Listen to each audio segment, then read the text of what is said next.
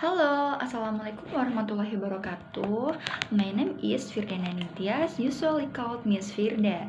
Her mom will explain about associasi regional characteristic in the framework of the United States of the Republic of Indonesia. Okay, number 1, the struggle for the unitary. The history of the birth of the unitary state of the Republic of Indonesia became even stronger after Japan conditional surrender to the Allies. This has resulted in Indonesia being in a state of vacuum of power, which is commonly referred to as the absence of a ruling government. After Indonesia experienced a vacuum of power, there were a series of events that led to the reading of the text of the proclamation, which has the following plot: Rengas Dengklok incident, meeting with General Nishimura, formulation of the text of the proclamation, and last proclamation. Proclamation was read aloud by Insinyur Soekarno on Friday at 10 a.m. on Route Pegangsaan Timur, number 56. At time, Insinyur Soekarno was accompanied by Muhammad Hatta.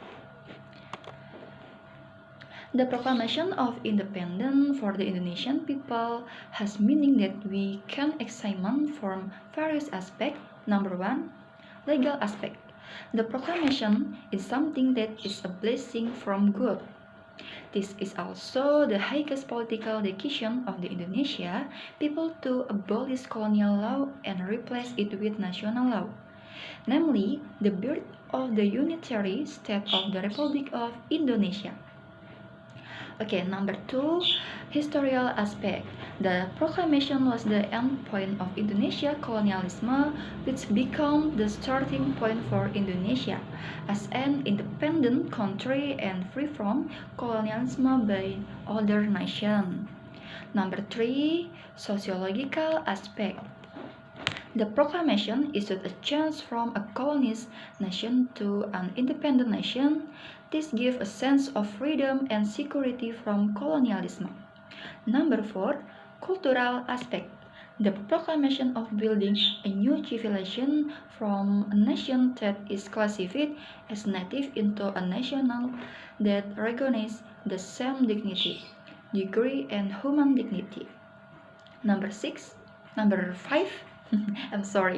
political aspect. The proclamation states that the Indonesian nation is a separate nation and has an equal position with other nations in the world.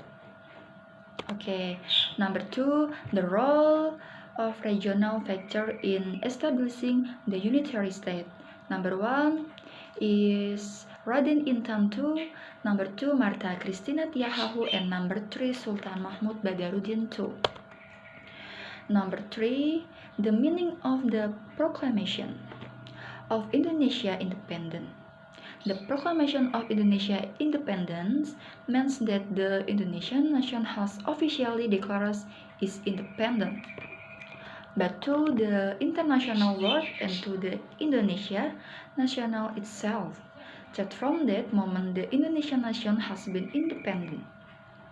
Thus, the proclamation became the legal basis for the implementation of the new legal order. The proclamation became the legal basis for the enactment of national law. Number 4,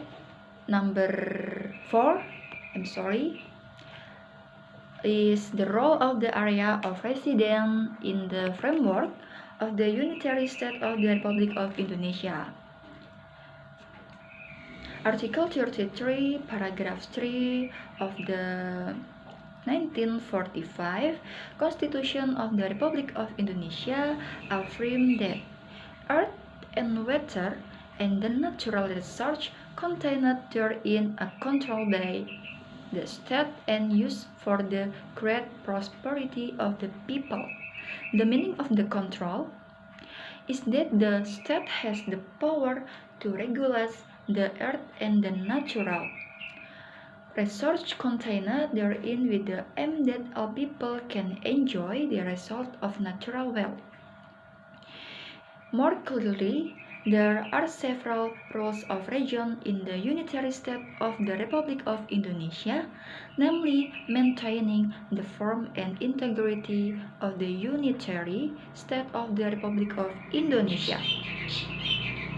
As stipulated in Article 37, paragraph 5 of the 1945 Constitution of the Republic of Indonesia, these rules cannot be achieved if the government is still central.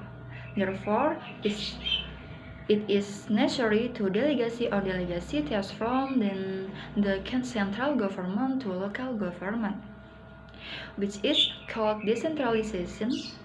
Through decentralization, the government can give freedom to region in carrying out autonomy as stated in Article 18 Constitution of Republic of Indonesia.